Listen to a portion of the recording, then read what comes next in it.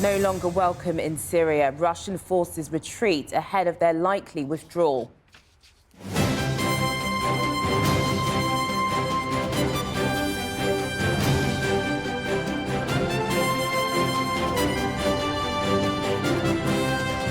Celebrations fill the streets of Damascus, marking the fall of Bashar al-Assad on what's being called Victory Day.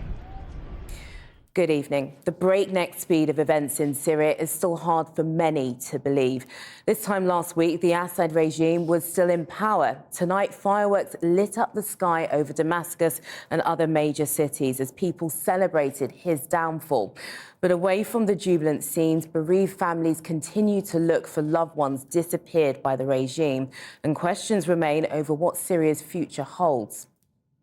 We're with one former prisoner no longer capable of saying who he is, while desperate relatives crowd around hoping to claim him as one of their own. Also tonight, the aftermath of Israel's overnight strikes in Gaza City, where dozens were killed, many of them children, in a postal facility where they were sheltering. And at 7:30, Unreported World is from Las Vegas as the city struggles with a surging homelessness crisis. How are you? Come on out here. With America's homeless population growing to record levels and getting older, we go underground to Sin City's storm drains to meet those reeling from the housing crisis above. And there's all types of like Louis Vuitton and Gucci and like, you know, $1,000 suites and everything. And then like literally right underneath it, people are living here. It's like literally Vegas is like dirty secret. It's been a day of celebration across Syria. Setting aside their fears for the future, tens of thousands of people poured into squares after Friday prayers for mass Victory Day rallies, invited there by Hayat Tahrir al-Sham, the rebel group whose lightning offensive ousted the Assad regime. The rebels' most potent enemy was not Assad's forces, but Russian armour and air power. Today, a huge Russian military column withdrew north from Damascus. Our international editor, Lindsay Hilson, watched them go. What a painful sight for President Vladimir Putin. The troops he sent to Syria to shore up Russian influence in the Middle East 9 years ago, forced to retreat, moving in convoy along the road north from Damascus this morning. For Syrians watching them pass, not so painful. Without Russian support, Bashar al-Assad would probably have fallen long ago. Tell me what you're feeling watching the Russians go past. نصر كبير وفرحة الحمد لله قتلونا ودمرونا الحمد لله. We passed scores of vehicles, a column that continued for several kilometers, an organized retreat. And then they were forced to stop. One vehicle with a flat tire, and they all ground to a halt. The Russian military is notoriously camera shy, but today avoiding us was a low priority, although they didn't want to talk. At their height, the Russians had some 5,000 troops on the ground in Syria. Many were withdrawn when they invaded Ukraine in 2022. Here they were infamous for the destruction they wreaked from the air. But that's all over. The rebels they've been fighting are now the ones in power.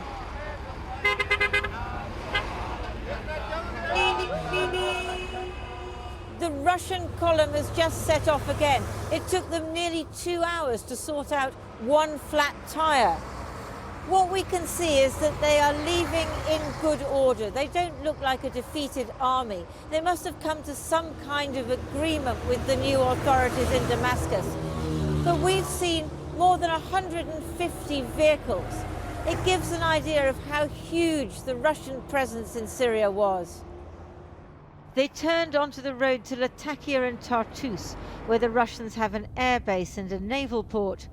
Transport aircraft and frigates have been spotted there, suggesting these forces are to be withdrawn to Russia.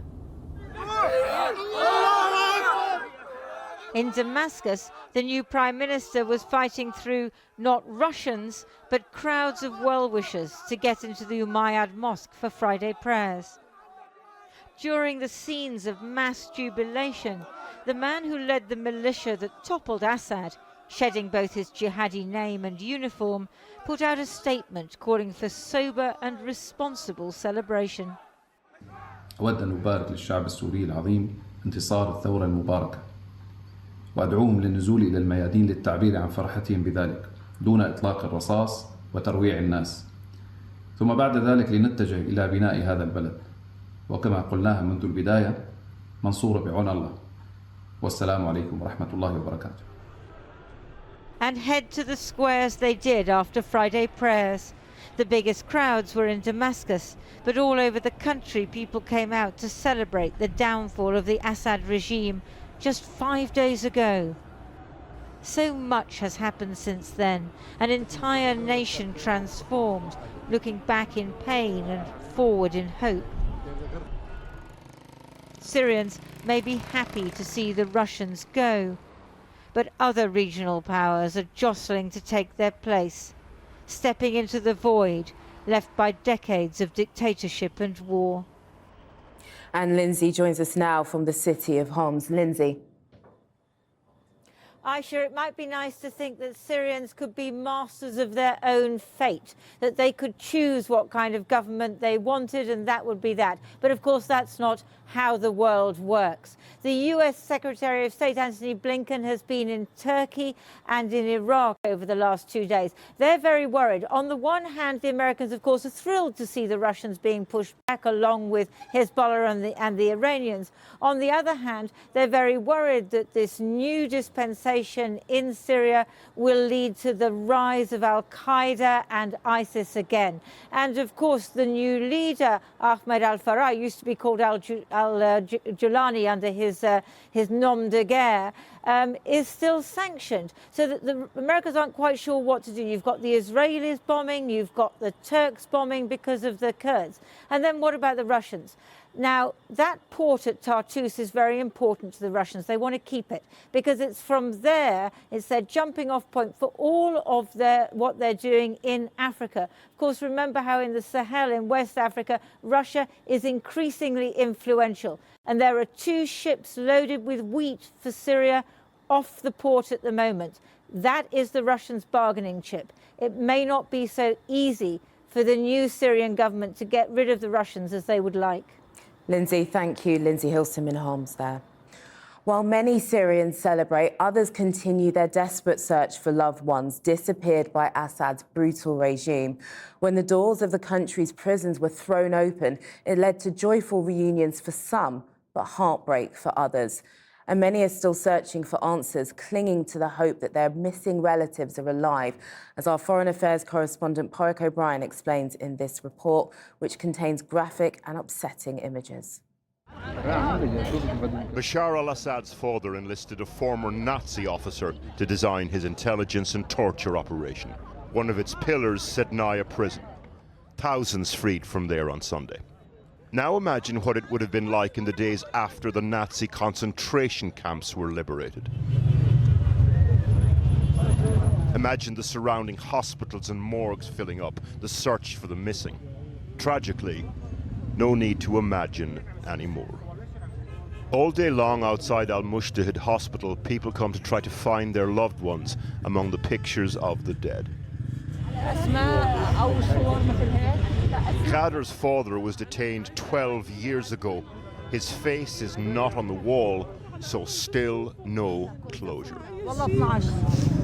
انت قد ما رح تحكي انت ما رح تحسني تصفي اي شعور جواتك 12 سنه انت عايشه بعرقه كبيره ما بتعرفي عنه شيء انت عم تاكلي بس ما عندنا.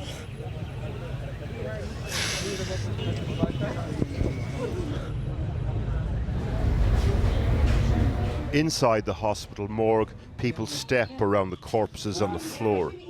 Some have been detained for so long they look different. Aging and torture makes them harder to identify. The deputy coroner explains. لقينا في حالات طلق ناري بالمنطقة القفوية بالصدر لقينا حالات تعذيب in this room. After 12 years of war, Dr. Al-Qassem has seen a lot, but this is different. يعني في منظر أنا كأطباء شرعيين نحن مر علينا سابقا بالسنوات السابقة مر علينا حالات كثيرة فينا نقول إنه هذا عذب أو فينا نقول إنه هذا كذا، ولكن مثل هيك لسه نحن يعني في مفاجآت كثيرة ما بنعرفها. At another hospital, Ibn al-Nafis, we hear there's a freed prisoner being treated. We pass another notice board for the would-be bereaved. There are just 10 detainees in this hospital. Yesterday, this is the list of people who put their names down saying they'd lost loved ones that they were looking for.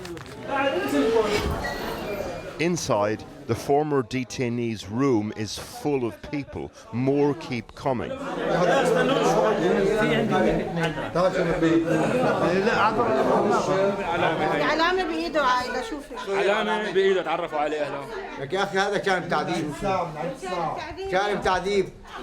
The man they're talking about doesn't speak. He appears severely mentally impaired. No one knows his name. بس بيشبه أخي مشان هيك He cannot give consent to be filmed by us, but his doctors told us to publicize his presence here. In the absence of DNA testing kits, there is no way to identify him. أنا عندي هي أمه هلا بتقول إنه أمه ومتأكدة وهي بتقول عمه جاي من مركز. Some are convinced that he's the son that they lost. They are one of the hundreds of thousands of imprisoned or disappeared by the regime.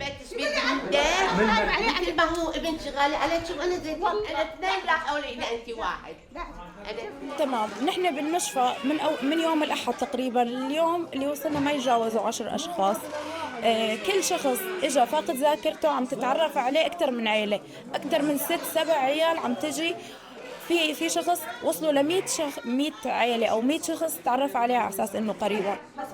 We don't know how severe this man's condition was before Sednaya prison. We do know that the torture administered there was of the most extreme kind. Torture that continues for those holding on to the hope of connecting to those they love. Park O'Brien reporting there. Now, after a brief lull while its attention turned to Syria, Israel's military has resumed its bombing of Gaza. Overnight airstrikes hit Nuseirat refugee camp in central Gaza, destroying a postal facility that was sheltering displaced families. Medical officials say 40 people were killed, many of them children. It came hours after President Biden's national security advisor was in Israel, saying a ceasefire and hostage deal may be close. Harry Fawcett has this exclusive report and a warning. The images shot by local filmmakers on the ground are extremely distressing from the very start and include injured children. If Gaza is a hellscape, these men are walking deeper into it, a lower circle still. This ruin, still alight, was moments earlier a post office building. Dozens of people had been sheltering here. A young girl is somehow brought out from the wreckage. No equipment, no uniforms, but these rescuers know what they're doing. A collective muscle memory after more than 14 months of unrelenting horror. Those waiting in the street helping light the way. Israel said this strike in central Nuseirat targeted a senior leader of Palestinian Islamic Jihad who'd led attacks on Israeli civilians and troops. Its scale destroyed or damaged buildings all round, stripping them back to their skeletons. The man in checked trousers being told people from elsewhere had been recovered. My children, he repeats. By morning, hospital staff confirmed 14 of the 40 people killed here were children.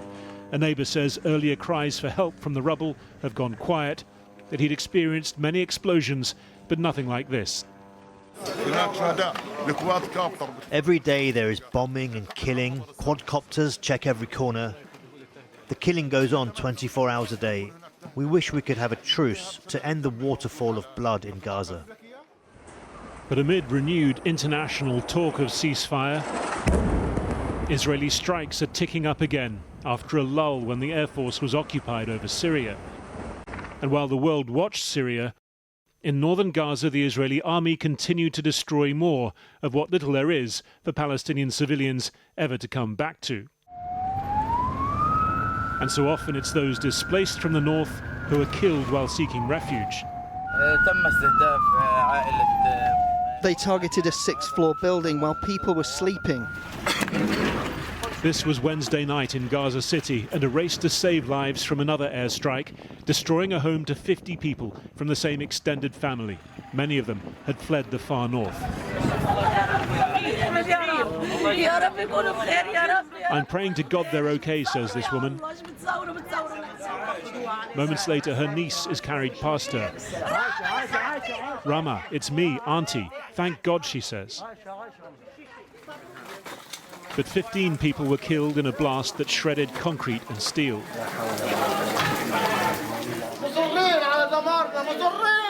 They insist on destroying us. It's enough. We need a deal. It's enough. It's enough. We are dying. We are dying.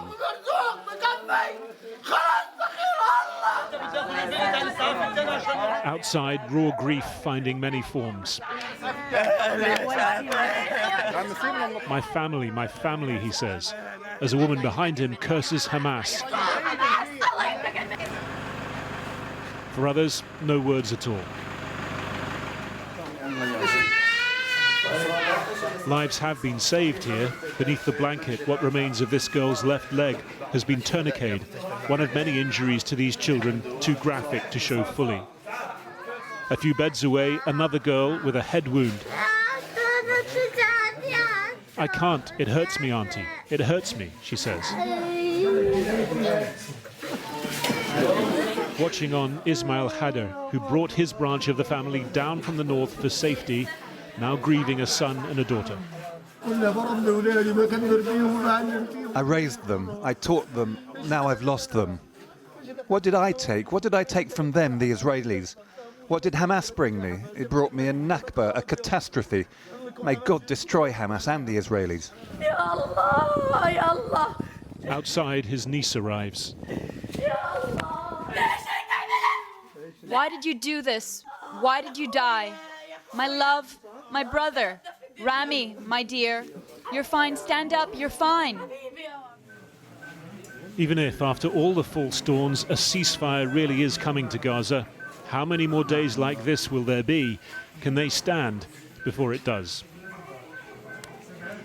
Harry Fawcett with that exclusive report.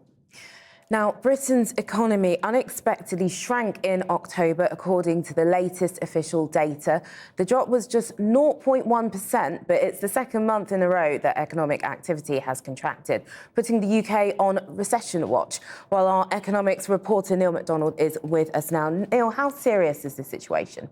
Well, look, this is 1 month's figure, and this sort of data does often get revised. But the economists who follow this stuff avidly expected that there would be growth. They expected a positive number, and that has not happened. The Chancellor has had to accept that this is a disappointing figure.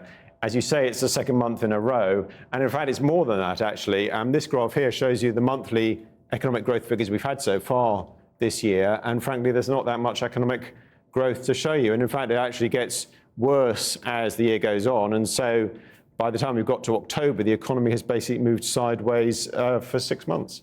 Do we need to start worrying about a recession? I think not yet. I mean, October is the first month of the fourth quarter of this year. For a recession, you need the economy to contract for 2 consecutive quarters. So there's a way to go, but clearly it's a bad starting point. And frankly, something needs to happen to get the economy going again if we're going to avoid a downturn. What might that be? Well, the Office for National Statistics has been asking companies, what is your biggest concern? And the number one thing they came back with was economic uncertainty. Almost a quarter of them pointed to that. And interestingly, that's a bigger problem for them now, they say, than labour costs and raw material costs, which obviously have been a big problem recently. I think the government will be worried by that because they make a big play, obviously, of wanting to bring stability. Their budget, of course, brought a wave of speculation before it was announced and then a wave of criticism after it was announced. with a lot of companies very unhappy with the decision to raise national insurance on their employees. Well, the government will be hoping for better things next year. Will it improve? Well, I mean, the government is planning to increase public spending, and that is one of the reasons why most economists think that'll give the economy a boost and we should avoid a recession. But in just over a month's time, we will find out how far President Trump is going to go with imposing tariffs, possibly on us, possibly on basically every country in the world. And that is going to do very little to help the economic uncertainty which companies are complaining about. OK, Neil, thank you very much. Lots to look out for. Thank you. The chairman of West Midlands Police Federation has been suspended after he described allegations of racism in the force as nonsense on social media. Richard Cook's comments prompted multiple complaints and followed an exclusive Channel 4 News report last week in which a former chief inspector accused the force of failing to act on widespread evidence of racism in its ranks. Curzabano and another officer say they were driven out of their jobs for supporting a colleague who challenged discrimination within the force. The Federation says Mr. Cook is suspended pending an investigation. An alleged Chinese spy described as a close confidant of Prince Andrew has lost an appeal against a decision to ban him from the UK on national security grounds. Judges said the pressures on Andrew could make him vulnerable to misuse of the man's influence. Earlier, I spoke to Charles Parton, who spent 22 years of his UK diplomatic career working in or on China, Hong Kong and Taiwan. I began by asking what the man might be trying to get from Prince Andrew. The Chinese Communist Party, through its United Front Work Department, which is one of the major departments of the party, is very keen to influence countries and interfere with countries. So influence is fine, we all do that, that's public diplomacy. Interference is covert, coercive and corrupting, and we don't do that. But I think that the Chinese Communist Party wishes to ensure that the influential people around our country are reflecting its view on the world and acting in line with policies that help China and convincing our government and others to align their policies more with China than, let's say, with our traditional allies. But how much should we be worried about things like this? Should we be more worried about cyber attacks or attacks on science and technology? Is that where the broader threat is? I would always put the protection of our science and technology as the number one threat that we face and where the government should be putting most of its effort, or a lot of its effort. But I don't think we should ignore other threats to our freedoms, to our free political decision-making, uninfluenced by covertly or coercively or through money or whatever. That is important. And the Chinese have a very distinct and well worked out strategy. I mean, it's the United Front strategy, which is to detach us from the main enemy. They identify the main enemy, which is America, and then they wish to move the allies of America to a neutral position and neutral countries to a pro-China position. It's a well-known sort of strategy, and this is just an example of it in action. So how much of that will ramp up? We've had Keir Starmer in the last couple of weeks talk about more cooperation when it comes to trade. We've got Donald Trump coming into the White House in January. What kind of shifts do you expect China to be making? Well, at the moment, of course, the UK hasn't really had a China strategy for some years, and so the Chinese, I think, are looking at us and hoping to influence that in a way that suits them. I should always say that, of course, we want good relations with China in terms of trade, investment, global health, or many other things, but not at the expense of our own security, our own interests, and defence. And I think it's really important that Labour very quickly sets out its policies and strategies on China so that everybody in the UK, business, academia, government departments, but also the Chinese, know what the red lines are. Why do you think they haven't done that yet? The reason they've given is that they've said that there's a China audit and they're looking at all the questions and then we'll come forward with the strategy at some stage thereafter.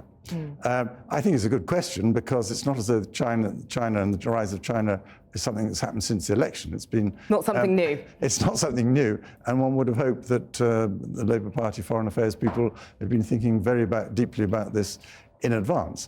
I mean, I think there's hesitancy because if you do come out, as you should, to protect your interests, but with a positive attitude, the Chinese will inevitably attack that. And there are fears towards our exports and investment, which I have to say are greatly over-exaggerated. Okay. So I think there's also a need, to be honest, for far greater understanding within government and at the top levels of government amongst our ministers and our very senior civil servants on exactly what is the Chinese Communist Party, how worried we should be, how much we can cooperate, where we have to be more careful. OK, Charles Parton, thank you very much indeed. Thank you. Pleasure. And while we've been on air, the Duke of York's office has released a statement saying he ceased all contact with the businessman accused of being a spy following advice from the government. It also says he met the man through official channels and had nothing of a sensitive nature was ever discussed. After the break, why bacteria made in a lab could wipe out all life on Earth.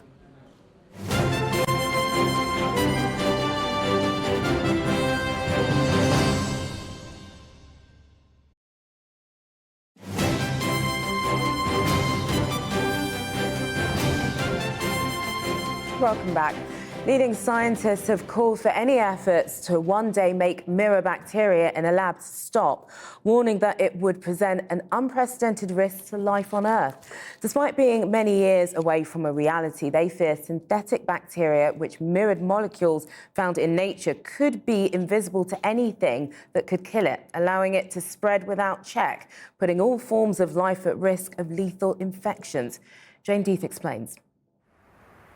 Molecules are the building blocks of all plant, animal and human life. But the potential to make mirror images of molecular organisms in the lab could unleash unstoppable infections, risking life on Earth, scientists warn. Molecules for life exist in either a left-handed or right-handed form. DNA, for example, is right-handed. Scientists are beginning to explore one day creating artificial mirror image versions of organisms like bacteria to advance science and medicine. But a group of experts, including Nobel Prize-winning biologists, is warning such synthetic mirror bacteria could potentially evade animal, including our human, immune defences and those of plants. When natural bacteria enter the human body, our antibodies attack it by recognising its proteins.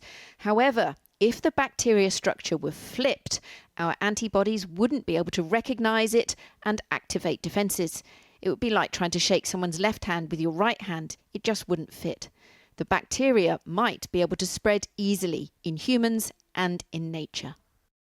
Professor Nick Tolbert has joined 37 leading scientists who are calling for a halt in research into mirror microbes, warning that if they escape the lab, and leaks can happen, they'd be very hard to stop. Our immune system works by creating antibodies or through having receptors which are able to detect molecules. It's like a lock and key. And of course, if you've got a molecule in the opposite handedness, then it can't lock into a receptor, so it can't be seen. So you end up with an organism which is essentially stealth-like. So would it sweep through the entire human race? This would probably happen quite slowly, but I don't really want anyone to have sleepless nights about this. I think that we have many years to prepare for this type of research and to think very carefully about whether it should happen at all. Dr. Kate Adamala was working towards engineering mirror cells for medical research. Now she argues against it. It was definitely a cool idea, but there is no way to do it safely. If you make something, then other people will be working on it, and then it becomes susceptible to other people doing things not necessarily correctly.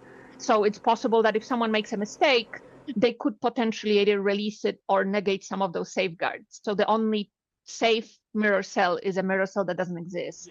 And they don't exist yet. But the critics of the science say while the chances of something going wrong are remote, the risks are real. Well, we're back at 6:05 tomorrow evening. Before we go, some news about us. Channel 4 News has been named as this year's News Provider of the Year at the British Journalism Awards. Our colleague Yousef Hamash won the Mary Colvin Award for his outstanding work in Gaza. In a moment, Unreported World is in Las Vegas, where beyond the bright lights, thousands are homeless and living in underground tunnels. But first, a quick look at the weather.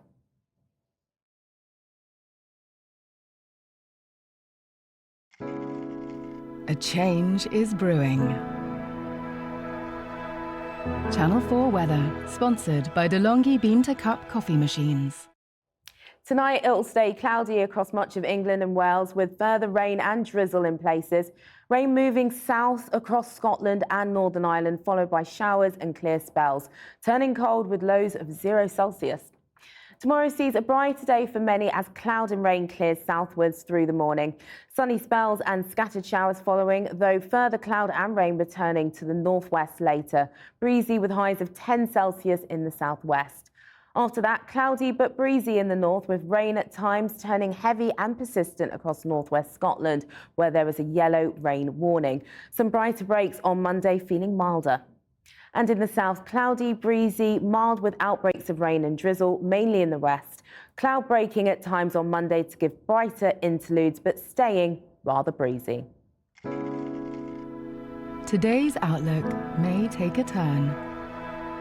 Channel 4 weather, sponsored by DeLonghi Bean-to-Cup coffee machines.